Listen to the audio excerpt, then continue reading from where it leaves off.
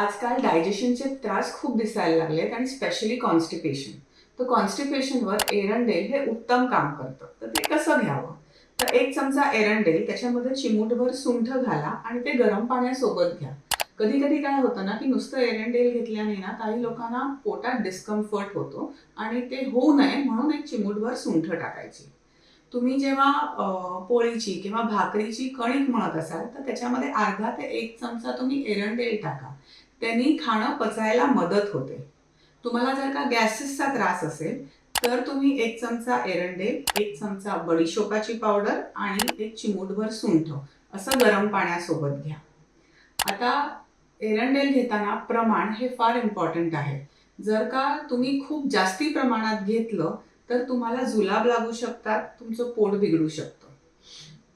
तुम्हाला जर का कोठा खूप जास्ती जड असेल, आता काही लोकांना एकदाच घेऊन कोठा साफ होऊन जातो. काही लोकांना 5 दिवस, काही लोकांना 10 दिवस घ्यायला लागतं.